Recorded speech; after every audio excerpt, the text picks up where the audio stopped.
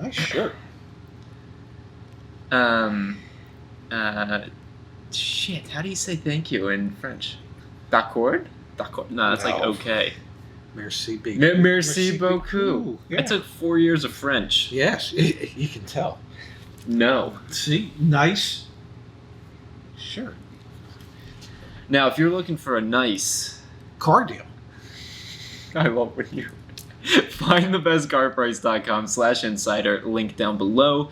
If you haven't taken a look at it, put it up on the screen. Up in the header, there's a Start Here button. If you click on that Start Here button, you're going to get this buyer's guide, okay? And what Jeff walks you through, he's got templates. It's similar to what we have on our deal school as well, so keep that in mind. You're probably going to want to look at both resources. He's going to walk you through step by step what you can do to get dealers working against each other to compete on price. Tricky in this environment, but it's tactics and strategies that you should know either way. Findthebestcarprice.com/insider. Take a peek. Thank you, Jeff. Thank you, Jeff. Yeah. All right, so what are we talking about today, Ted? Well, what we're talking about is what came first, the car or the house? The house or the car? I'll wait for one more. The hole in the ground? or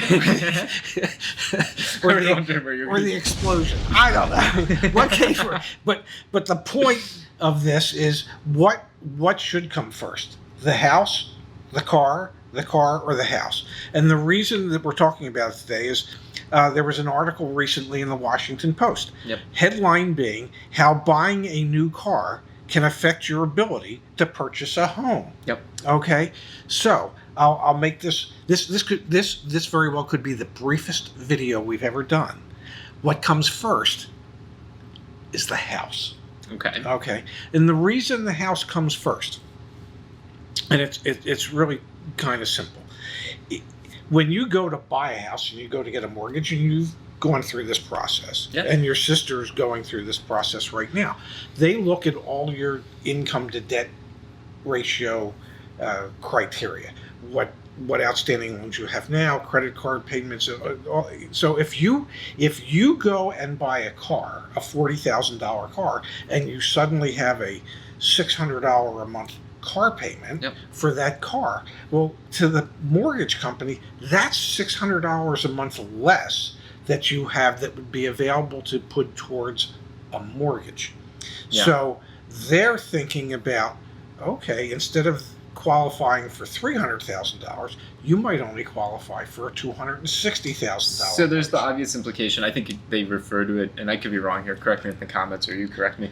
DTI, debt to income ratio. Yes. Right? Like they look at your DTI, and so if you add on more debt, you're obviously going to increase. Let me think about it. So if I add more debt, does that increase my debt to income yes. ratio? Yeah. Yes. Because the threshold, what is it? It's like you don't want your... For when you're applying for a mortgage, I believe that they usually say somewhere between 35 and 40%. DTI, yeah. Yes. So they don't want your DTI to be more than that. So if I've got a monthly income of, let's just use round numbers to make it simple, $10,000, mm-hmm. okay, and if I want to go get a $7,000 a month mortgage, well, my DTI would be 70%, right?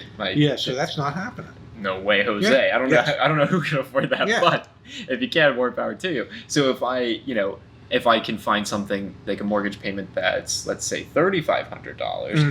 but before that I actually got a $600 a month car payment, well, now I've got a $4,100 in yes. debt obligations. So now I'm over that threshold. And so they might say, yeah, you could afford a payment of $2,900.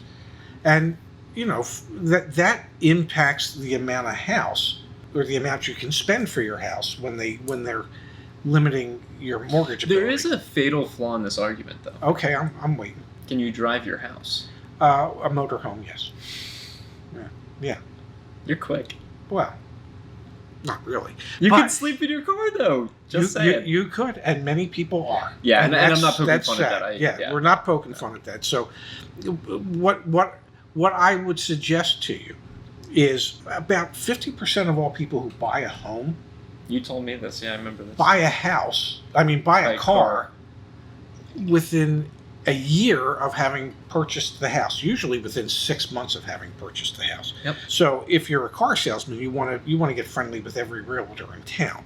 But the reason you do it that way is you buy the house first, because when you're going for a car loan, and the bank is looking at an automobile loan, they look at the criteria differently than they do when they're looking at it for a mortgage. Sure. So it's not as stringent a requirement as it is for a mortgage. So you can end up with more house and the car you've always wanted if you do the house first and the car second. Yeah, if you do if you do the car first, well, you're going to end up with the car you wanted, but you might not end up with the house you wanted. So let me ask you another question. Okay. So what about refinancing? So if I'm in a position where I'm refinancing the mortgage on my home, Yes. should that impact the timing around any car purchases that I may or may not? Absolutely. So Yeah. help me understand that. Yeah, absolutely. It's the same exact criteria. You want to make any major purchases after you've taken care of whatever, whether it be a refinance of your mortgage or whether it be the first mortgage for a house. Curtail your purchases, your major purchases, until after you've settled on the refi or the mortgage itself. Once you've done that, then you can go ahead and, well, get yourself in deep trouble debt-wise by taking on more debt than perhaps you really should. But you have to understand that mortgage, the mortgage lending institutions look at it differently than the banks would on a consumer loan. The criteria is different. You want to make sure that your debt's lower before you try and get into a mortgage. And once you have the mortgage, then it becomes easier to get all the other associated debt that comes with having a house and a car and Credit cards and babysitters, whatever else. It feels like it's only in America where you pay for everything on credit. But I guess maybe it is an international thing. Although I think, isn't it in like countries like Japan? Don't they have 100-year mortgages and things like that? 75 or 100-year mortgages. But one thing that they don't have in Japan, or is very new to Japan, is a short-term leasing type of financing. That's not something that they normally do in Japan. Yeah. So some of the automobile manufacturers are trying to Americanize. I did see that. Yeah, Jeep is one that's trying to Americanize how Japan car shoppers buy or lease cars. Obviously every country is different. Sure. I know we get a lot of comments. Well, is it the same in Canada? Is it the same in England? Well, I doubt it. Yeah. And quite honestly, I've never bought a car in England or Canada, for that matter. Although I've sold cars to Canadians, I've never bought a car in Canada. Yeah. And I've never bought a car in Europe. So it's not that I'm ignoring people when they ask those questions. I don't know the answer to those questions.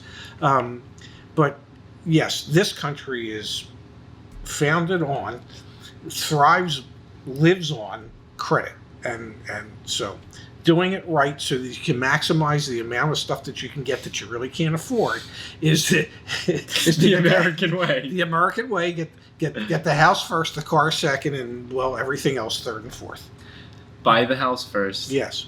Get the car second. Yes. So what came first, the house or the car? The house. Okay. It's not an either or. That's not negotiable. Do the house first. Do the car second. Absolutely. Other than that, I think I'm ready for a vacation and I need to look for a hotel somewhere. What do you think? Works for me. Okay. I'm out of here.